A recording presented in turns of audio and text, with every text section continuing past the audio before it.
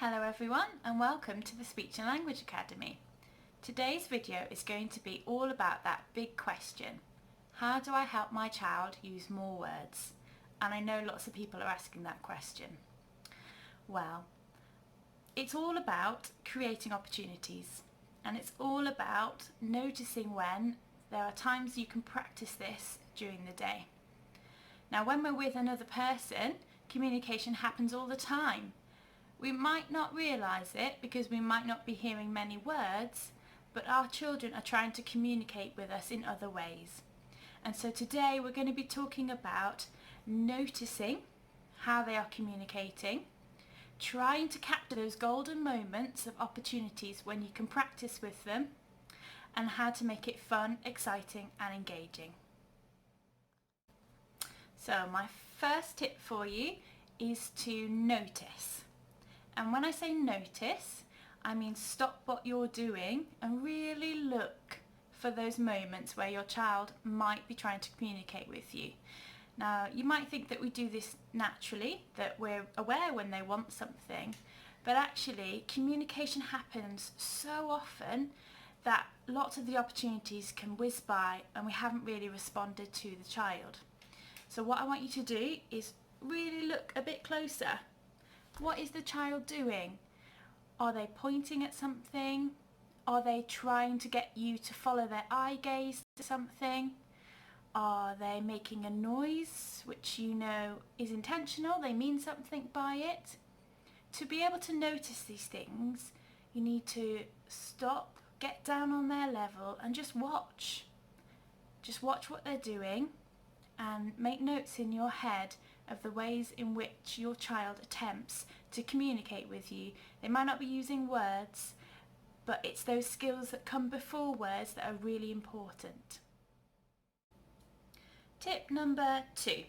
So when you're watching them and you're observing and seeing what they're doing and you notice that golden moment, so they're looking at you wanting a response, they're interested, engaged, ready to hear what you've got to say, then is the time to model words.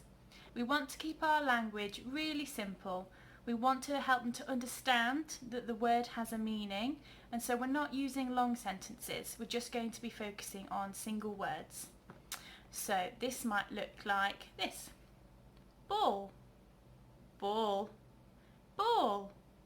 Repeating the word a few times can help that child to develop an understanding of the word. Using a different tone each time you say the word can also help them to remember it. A little bit like when a mum or dad is speaking to a baby.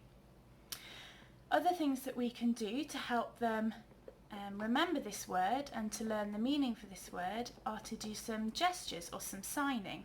So we could say ball, and we could help our child to do the same, taking their hands and signing together. Ball. Something else that you might want to try is having some pictures to point to that help the child to know a little bit more about that ball. So for example, if you keep your ball in a toy box, you can have a picture of a ball on the toy box and you could help your child to point to that picture. Ball, yes, ball. This is where the ball lives. Ball. We can also emphasise the sounds within the word. B-b-b-b, b-b-b-b, ball. If your child wants to move on from the interaction and really wants to have the ball, then we'll give them the ball because we want it to stay fun and positive, so that they're more likely to want to try that interaction and communication again with you. If your child attempts to say the word ball, make sure you respond with lots of positive reinforcement. Ball, yes, well done, it's a ball. This way we are building their confidence as communicators who can use words and understand words. Now if your child responds with the word ball, you might like to then see if you can teach them a little bit more and link two words together. Big ball, bouncy ball, orange ball. The more you do this, the more you'll be able to help them establish a bigger vocabulary and show them how words can relate to one another and be said together. Tip number 3, and that is to make as many opportunities for those golden moments in your day as you can.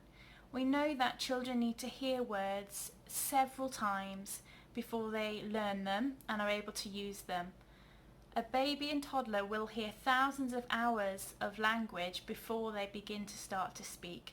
So it's really important that we give the children as many opportunities as possible to learn and remember new words and how to use them. And if we can do that in interactions, play and fun times, hopefully that will be memorable for them. So why don't you try, when you're down at their level and playing with them, or in normal daily routines like lunchtime or bath time, why don't you try offering them some choices? So this is a way to show a child that there is a need for a word in this situation. So for example, you might like to offer a shape sorter or a Mr. Potato Head, a choice of toy for them.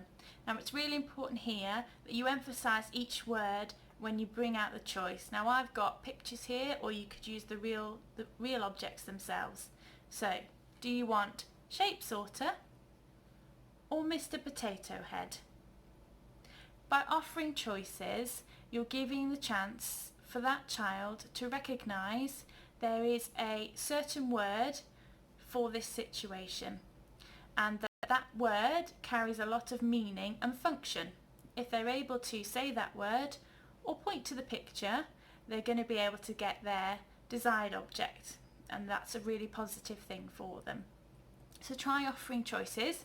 Another thing that's really important is spending time playing with them, but making sure that you allow room for them to initiate communication with you.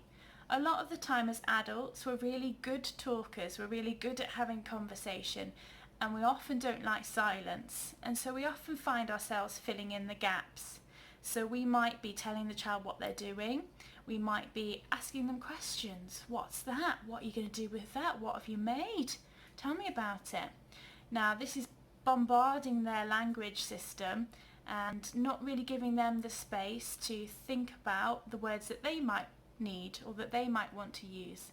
So if you can sit back and have some pauses and allow some space for them to initiate communication with you, then that's more likely that they're going to learn those words that they need and that are useful to them. So offer choices, try and play alongside them, not bombarding them with too much language. And then my third tip is just be really fun and exciting. If you are the most interesting person in the room, then it's quite likely they're going to want to engage with you and find out more about what you're doing, or ask to take part. So if you've got things that are really fun, like my flashing glasses, or you've got some fancy dress, or you've got some really interesting toys, or you want to go look around the garden with them, anything that makes you a part of the activity and makes it really fun and exciting, are really language rich opportunities and great chances for the children to learn some new words in a really memorable way. So those are my top tips for helping children who don't use lots of words. I hope this has been helpful. If you've got any questions, please let me know in the comments, and stay tuned for more videos. Bye for now.